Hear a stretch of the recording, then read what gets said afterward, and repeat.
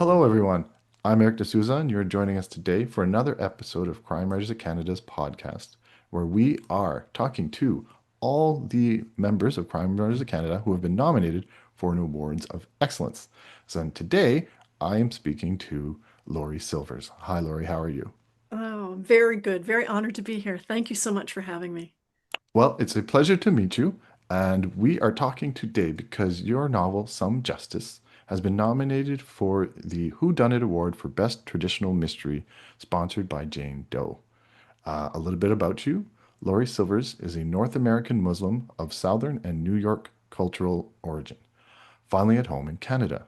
She is a retired professor of early Islam, early Sufism, and early pious Sufi women. She taught at Skidmore College and the University of Toronto.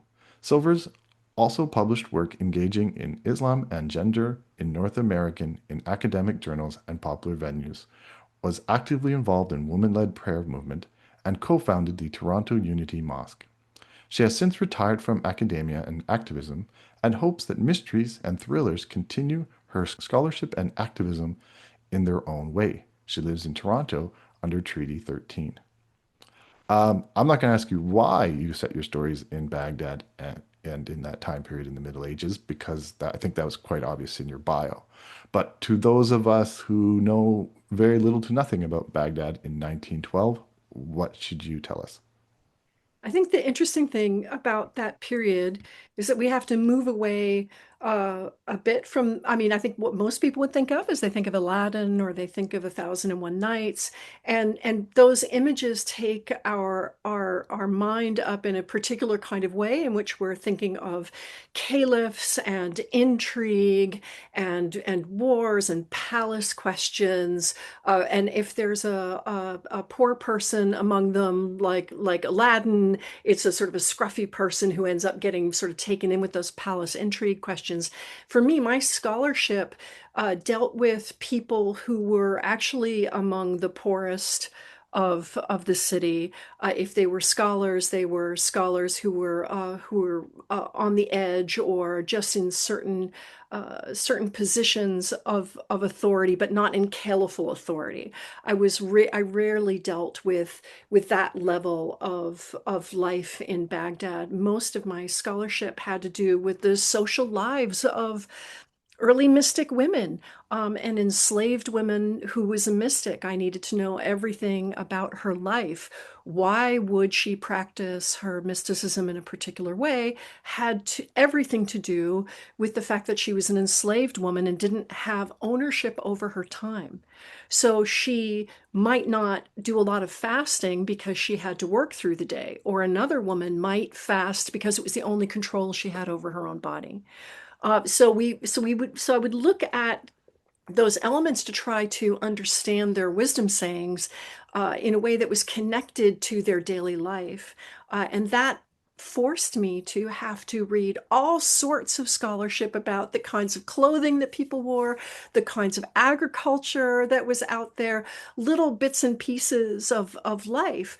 So by the time I came to start writing fiction, I had this incredible world in front of me, where I could really sort of speak about Baghdad in a way that people don't necessarily see. When they think back to that time, they typically are thinking about great figures, and I'm speaking about people. There do some great figures do show up in my novel, but typically in my novels, but typically I'm thinking about little people and the day to day. A woman who boils a bone over and over and over again because it has a little bit of flavor left. This kind of level of society and what that was like to live in this biggest city. It's also that particular period of time is particularly interesting because Islam hasn't quite become yet what we think of it as we think of it today. Many things were still open up to question and debate in a way that would surprise even Muslims. And that's been one of the benefits of my novels is that I write things that are surprising in certain ways. And the first four books, the from the Sufi mysteries, are often taught in university classes because they bring up these issues that are historically surprising and historically elusive in that sense. So I try to bring people in from the outside into a world that they might not otherwise have been able to imagine through anything that they've seen in popular histories. And I got a really great review of Some Justice recently from the Historical Novel Society, where somebody says it's as if you're looking over a character's shoulder as they're walking through the city of Baghdad. And that's really what I hoped, is to sort of take people into real life and the life of real Muslims. I have to admit, I'm only two chapters in, but the world is built. So you do a very nice job of putting us there.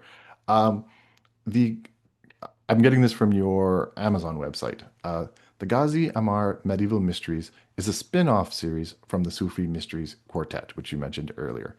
According to your words, history moves into the background and mystery moves up front. What do you mean by that? So the Sufi Mysteries Quartet, when I first started writing, I was still very much a historian. And what surprised me, although my mother warned me, but I couldn't quite hear her because you can't always quite hear what your mother says, even when she's right. And Stephen King writes in his book on writing, only use 5% of your research. You're going to do a ton of research, but when you write the book, only use 5% of your research. The problem is, for a person who's been researching Baghdad for 30 years, my 5% is your 7,000%. So I was including way too much. And I realized too, even though I had retired, I had so much left to say academically as a historian. And unfortunately, one of my favorite books is The Name of the Rose. And not just The Name of the Rose because it's just this wonderful, charming mystery with this great romance at its core and all that, but because it talks about semiotics. So so I was writing the Sufi mysteries in a way that was guaranteed to make sure that the majority of historical fiction readers and historical mystery readers would not want to read my novel. Because they were not, one person approached me privately and she said she wrote me an email and she said, "Well, I'm not going to put this in my public review." She said, "But I don't read historical fiction to learn about history." And I thought, oh gosh, okay, all right, I get it now. And that, but by that time, a lot of my colleagues were actually picking up The Lover, the first in the series, and using it in their courses. And so within the first year or so, I had already sold 4,000 copies of The Lover simply through coursework sales. And then and then I was getting emails from the parents of some of those children, because the parents, the children, they're 20, but when you're a professor, you think of them as kids, they're like 19, 20, 20, whatever. Anyways, forgive me. So but the parents of those students were then reading the books and reaching out to me and telling me how great it was and what they were, and that they were looking forward to the next. So I actually got readers for the series through the students as well. And then I decided, well, heck, I'm just going to dig in and make the next three books in the quartet more historical than even the first book. And so those became each one of those really explicitly are arguing various points, and each book focused on a particular subject I wanted to explore and explore the scholarship of and make arguments for, all the while being as emotionally melodramatic as a Pedro Almodovar film. Like I love classic melodrama. So each one was sort of also couched in all this classic melodrama, and those became popular in their own way. And that series uh, is actually written about academically as a kind of academic fiction, and so scholars writing about it as a kind of scholarship set in fiction. So when I moved on to Some Justice, I finally did what my mother wanted me to do, and she's passed on, God rest her soul, but this is in her honor. I finally did what she wanted me to do, and I wrote a normal mystery, uh, in which history moves into the background. But I had done so much research in addition to what I already knew for those four books, That moving into this next world, into this world and the next iteration of it, I took the most popular characters and moved their story 3 years forward, and then went on. I had to do a little bit of house cleaning in the first chapter to just to bring people up to date. Where are they now? But then we just move in very quickly into the story. So now I'm treating Some Justice sort of as like, let's just say that's the first book in this world, and treat the Sufi Mysteries as a prequel. If you want to go back and get into the weeds of this world, and see where these characters came from for how they are now, then those books are there for you. And I hope readers who enjoy Some Justice will actually go back to those novels, and maybe they'll get another chance with another group of readers. I'm curious to see how much you've changed then between the two series, because I read in an interview you did several years ago that you called the Sufi mysteries an emotionally driven whodunit, Mm. which is not something mystery writers often say. We often say it's character driven or it's plot driven. Would you say this is still, maybe first explain what emotionally driven whodunit is, or what you vision it to be, and are you still writing that, or have you changed it to maybe more plot focused?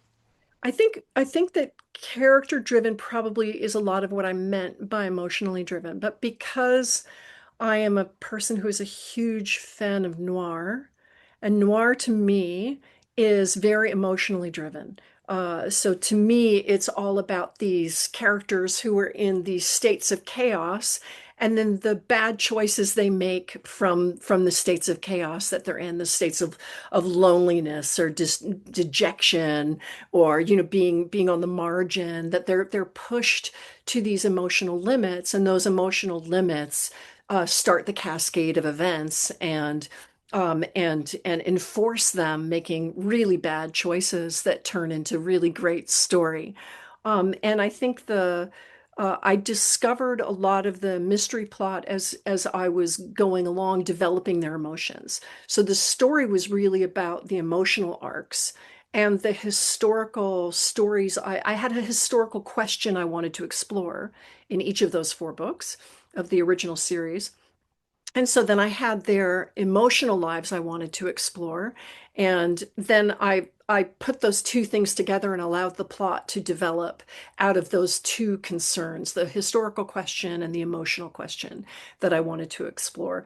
And the first four series, we start with my main character, Zaytuna, who is in a terrible state, and has a lot of emotional journeying to do, let's say. And it's significant that the final book is called The Peace, because she finally gets to a place, she gets to a landing place. She's out to sea, and then she finally gets to the shore in the fourth book. And every character has an emotional arc that they're on that will ultimately be resolved to a point by book four. So now I can start the new series where everybody's really, they're doing all right now. So I don't think that this next series will be as primarily emotionally driven as the others were. These will be much more about the mystery, but of course their emotional needs and their needs of them as a character. Amar just wants to do right by his family. This kind of thing. He's still, who am I if I'm not a hero on the battlefield anymore? Those kinds of, I mean, we've all seen these characters before, but you hope you do them in a fresh way, in their own context. And I think I've done that with Amar and Zaytuna. Now that she's in a good place, what are the questions that she's facing now? But really the mystery is what's going to come to the forefront now. That's excellent. We haven't spoken much about Amar, so I'm assuming he's in the earlier books, but now he's a central Yes. character. Yeah. I just know his family wants him to go back to, was it sheep herding or sheep herding instead of They being a wanted to private herd goats. detective. They wanted to herd goats. So Amar, was never a goat herder. From the time he was a child, he was never going to be a goat herder. He's this sturdy sort of, sort of short guy who looks like he could just walk through a brick wall, and he was always getting into fights and enjoyed that. He was never going to happen. And so he went off to war. He wandered off to war, which you could do. And the Abbasid Empire was always fighting these skirmishes with the Byzantine Empire. And so you could go off to war and fight on those border skirmishes if you want to. And so he went off and did that, which is where he met some of the another major character, and they became friends. When he returns to Baghdad, he ends up being swept up into a case that allows him to take a position in something that I call Baghdad's grave crimes section of the Baghdad police. And so there really was a Baghdad police, but they didn't have, a section of the Baghdad police that focused on grave crimes alone. And so he handles that and brings this other character in who is at war with him into that. But there's a lot of problems with policing, and a lot of my politics are in my novels. And so and I'm a sort of a defunder kind of person. What's it? The role of the police should be in detecting murders and things like this, not in social issues, that kind of stuff. And so a lot of that kind of politics is there. What are the problems of policing in a society with a lot of vulnerable people? And so Amar and Teen, who is his partner, and then Zaytuna, who joins as the amateur sleuth, they end up a lot of that gets explored in those books. And so Teen ultimately quits the police for these reasons, because of the brutality that he's being swept up into and the corruption that he can't escape. And Amar follows him out of loyalty. And so now Amar finds himself running a private investigations firm. Teen wants to have nothing to do with it, and the only person who will work with him is Zaytuna, who he would prefer not be there at all. So he's stuck in this situation where he's got to deal with this woman who's like a sibling to him, but they're always sort of at sibling-like loggerheads with one another. They love each other dearly, but they're always sort of in a bit of tension, and they have to do this case. And like many books in the situation, the detective starts out with I know this is all trope, but I'm trying to write the book that you're supposed to write, right? So the detective doesn't have any money and he needs that one big case. And so the big case arrives and he has to finally do that. And it's a struggle for, this guy who grew up rough to now all of a sudden be investigating something that has to do with the upper classes, the mercantile classes of Baghdad. So I'm trying to sort of bring it through to there. I don't know if that made sense. It makes sense, and it's amazing how that trope works. Yeah, You can take it across the world 1,000 years ago, and it still people works. are the same. Yeah. I think there was a wonderful at one point, I mean, this is something that historians know, right? But there was this wonderful awareness in popular culture about this when somebody on social media posted a Babylonian letter in cuneiform about some guy who got cheated on his copper. On copper sales, and it was a letter of complaint to the guy who sold him the copper, and it was actually really funny because when I was in graduate school, a student had taken me through. I was at this place where I was in the Yale Library where this woman who worked on those actual letters on these old Mesopotamian letters took me through, and she's showing me all these little letters and in clay with cuneiform. She's like, and they've got envelopes, and she's showing me the little envelopes, and she said, "Oh, would you like me to read you a letter?" I was like, "Oh my God, the wisdom of the ancients! This is going to be amazing!" And what does she read to me? A sister writing to another sister saying, "Did you take my necklace when you were here visiting mom?" And then she reads another letter in which this father writes his son and says, "I work my fingers to the bone to send you to scribal school, and now all you're doing is whoring and gambling." And I was like, okay, okay. And it was this amazing moment that actually transformed me as a historian. because it made me start to focus on people as people and not reading texts as elite. Instead of reading text typically historians in my field at that time, not anymore, but at that time were reading texts as these elite trans sort of transporters of wisdom and knowledge, rather than seeing them as cultural creations by people, and how the environment of the people created that. And it just transformed me, and then made me the writer that I am as well, which is to, bring back these stories that all of us experience. Everything that we have. A woman can't have a child, so what will she go through to have that child, and what happens in that moment of crisis? These kinds of stories are all there.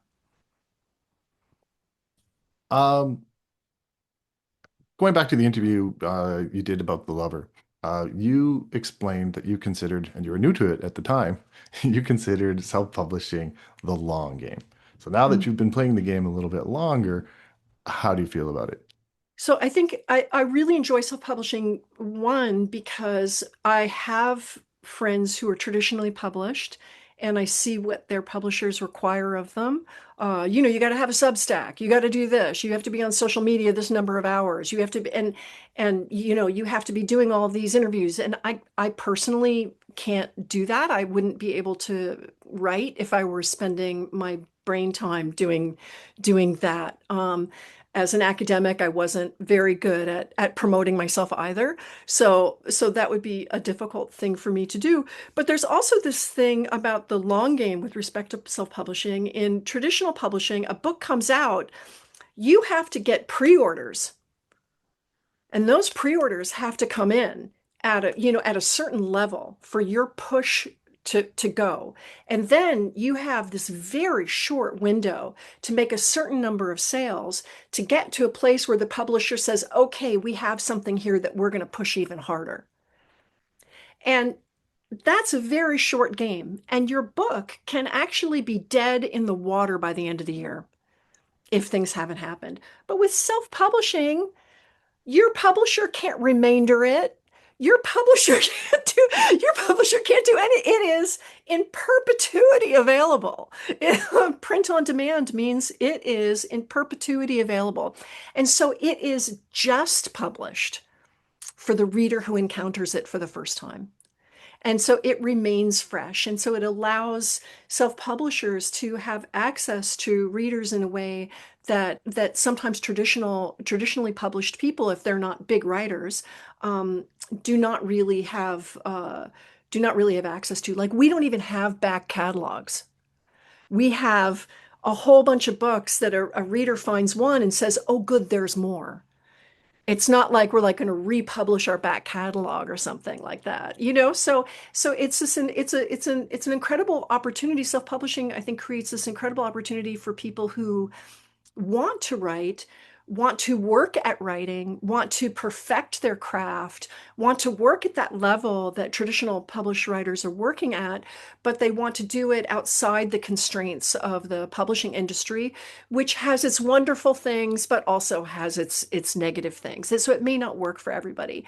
And the other aspect about traditional publishing, and there's been, so there's lots of documentation around this. There's a very small sliver in the who gets published and what kinds of stories gets published for books that are not about white people. So, you have this very, very small wedge. And so, really, anybody who gets into that wedge, you can be guaranteed that that person is probably a better writer than than like 90% of the other people who are getting published, because they had to excel at such a level to get there. So you look at somebody who's also up for an award in crime writers, Uzma Jalaluddin, and how, at what a high level she had to be working at for her books to get picked up, for that to be there. So it also allows those of us who aren't telling stories in that larger part of the pie, to get our work out there, that would never have been seen otherwise. I mean, nobody was going to publish the Sufi Mysteries Quartet. Absolutely, that was not going to happen. nevertheless, it's made more than respectable sales, and any publisher would say, "Oh, those are respectable sales," right?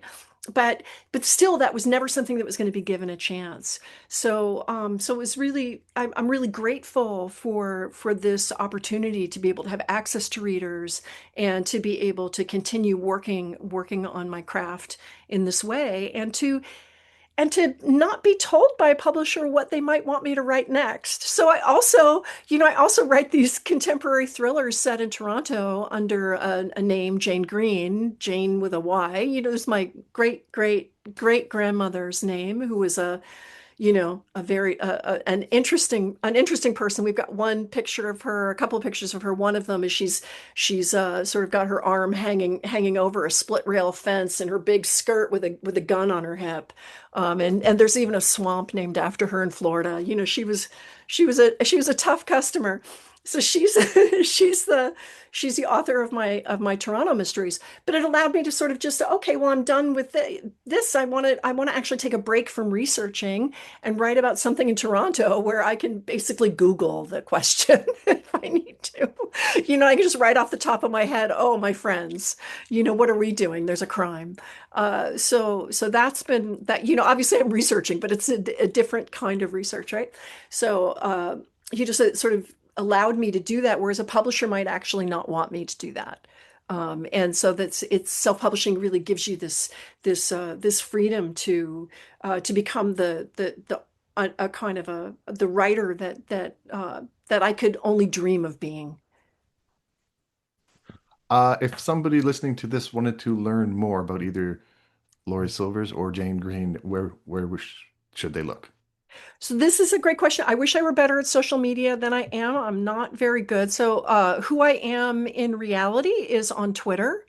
And that's Laury L. Silvers. So there, you'll find me commenting on, how I feel about this week's Survivor episode, and whether and how much I liked Sheep Detectives, among among among other things. How angry I am about the proposal for the airport downtown Toronto.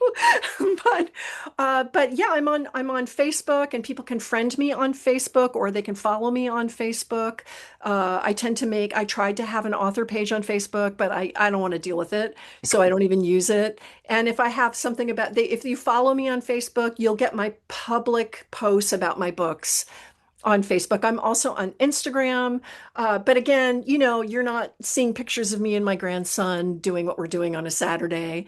So there's really no place. I think the best place to find out about me and what I'm writing is my website. I tend to put everything there. So that's www.llsilvers.com. And make sure and go to the blog section, because I put a lot of interesting things in the blog section. And if you want to learn more about the Sufi mysteries, there's a little section there on teaching the Sufi mysteries and the kinds of questions that got taught in classes, which would give you an idea of the kind of issues that get brought up in those earlier books, and that may make somebody excited to read about them. But that's really, I think my website is the best place. I tried to do a newsletter and I couldn't. I just couldn't. So I'm a failure at promotion, which is yeah. Anyway. Well, you're a finalist for a Canadian Crime Writers Award, so congratulations. It's Uh, amazing. I tell everyone I don't know who won your category, so I could wish you the best of luck. Thank you so much. I really appreciate it. Thank you for having me on.